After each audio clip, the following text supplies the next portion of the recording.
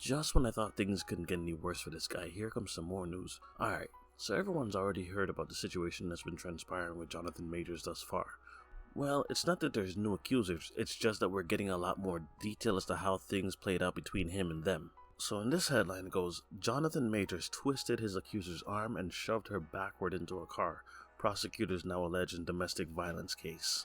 Just to get fully caught up, here's what we're going to do. We're going to read this article, then I'm going to come back and then we're going to comment on this because there are some details that need to be taken into consideration. But before we get into it, if you enjoyed this video, don't forget to drop a like and consider subscribing. Alright, let's go. Now these particular details are actually taken from a couple of different sources that cite the same information. So this particular article is actually taken from the Insider and it says, new details in the domestic violence allegations against Jonathan Majors were revealed by Manhattan prosecutors Tuesday morning. According to new charging details about the alleged March incident, Majors pulled the victim's middle finger, causing bruising, swelling, and substantial pain. The Marvel star grabbed her right arm, placed it behind my body, used his hand to twist my right forearm and right middle finger, causing substantial pain to my right forearm and middle finger. The charging document also alleges Majors hit the victim with his right hand on her right ear and caused a cut, and that he pushed her into a car using both of his hands, causing her to fall backward. The alleged assault happened early in the morning, March 25th, at the corner of Canal Street and Center Street in Lower Manhattan, just blocks from the criminal courthouse. Majors has said through his lawyers that he is innocent. One of the Majors' lawyers, Priya Chaudhry, refuted the allegations outside of the courthouse Tuesday, Deadline reported. We have provided the district attorney with irrefutable evidence that the woman is lying, including video proof showing nothing, especially not where she claimed, she said. We did this with the explicit promise from the DA that they would not fix their case and change it as we prove the woman is lying. She says this is a witch hunt against Jonathan Majors, driven by baseless claims, Chaudhry continued. Instead of dismissing the allegations in the face of the woman's clear lies, the DA has adjusted the charges to match the woman's new lies. To be clear, there are no new charges against Jonathan Majors. Majors appeared virtually at Tuesday's hearing via a screen-facing criminal court judge Rachel Pauley. The only words Majors said in the 5-minute hearing were good morning, yes ma'am, and thank you. During the hearing, Pauley told Majors that an earlier protective order in place for the victim is still in effect. Pauley told Majors that he must follow the order until the next court hearing in the case, which is June 13th. Pauley added that if Majors does not appear on the next court date, a warrant would be issued for his arrest. Majors is facing charges of assault to recklessly cause physical injury, harassment of physical contact, assault with intention to cause physical injury, aggravated assault to injure family, and attempted assault with intention to cause physical injury. All are misdemeanors and carry a maximum sentence of 1 year in city jail. Alright, so that's the article.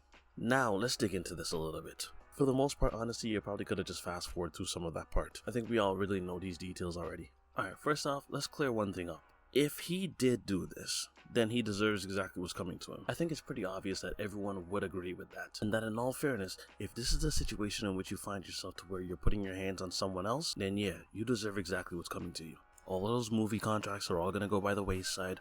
The commercials, the sponsors, all of those are going to go. And that would be fair. I would understand that. It's not in the best interest of a company to do business with an abuser. With that said though, one thing that can't be overlooked is that his lawyer emphatically maintains his innocence, where even in a Deadline report, the words that were being stated was that the allegations were all refuted on Tuesday. And then hear what they say.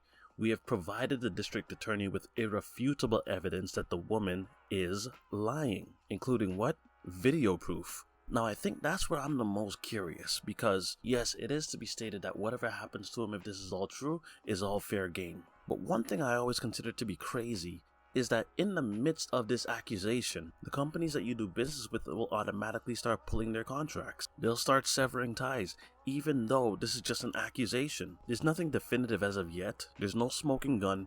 There's nothing concrete that's been given as of yet to say that this is true or this is false. And that's the part I don't appreciate. Is it possible that someone could just make an accusation like that in your direction and then have your entire career ruined? Let me just remind you for a second that this was not a normal come-up. I don't think I've seen the potential for stardom come up like this quickly in a very long time. It almost feels like every either TV show or every channel I put it on or every movie I was looking at had Jonathan Majors in it to some degree.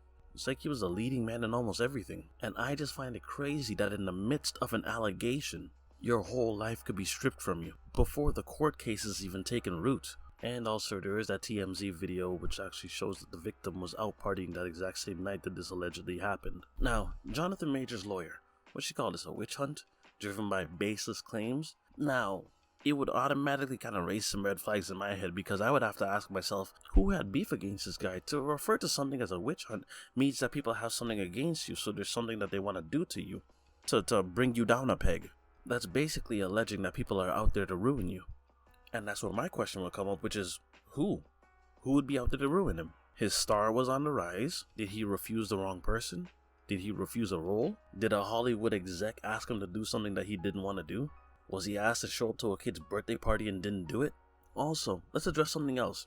In one of these paragraphs it says, instead of dismissing the allegations in the face of the woman's clear lies, the DA has adjusted the charges to match the woman's new lies. So basically it comes back to exactly what it is that we were saying before. This lawyer is alleging that someone is out to get Jonathan Majors. So hear me.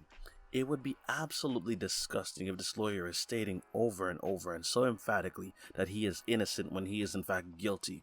On the same note, it would be absolutely disgusting if all of these companies just drop him and then he's just left to his lonesome. No more acting career is over, and now he's got to go do something else with his time, or try to make a comeback somehow, especially with this floating over your head.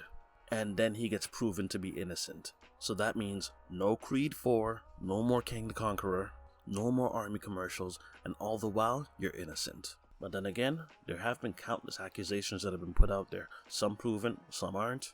To name a few, the Snoop Dogg accusation to where he was being sued by a former backup dancer, Harvey Weinstein to where everyone in Hollywood knew exactly what it is he was doing from our understanding, but yet he was still able to keep his career for umpteen amounts of years.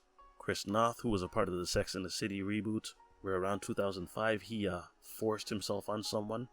Armie Hammer, Bill Cosby, Prince Andrew's accusation, and his little relationship that he had with Jeffrey Epstein and Ghislaine Maxwell. Woody Allen, Kevin Spacey, Danny Masterson, R. Kelly, we know about that one. Matt Lauer, Dustin Hoffman. Didn't I just see Dustin Hoffman at the Laker game the other night? He was accused of harassment by a total of 7 different women, including 2 women who were under the age of 18 at the time. And yeah, I remember the whole situation with Russell Simmons. Out of all of those names that I just mentioned, I believe, to the best of my knowledge, only 2, maybe 3 of them are actually in jail.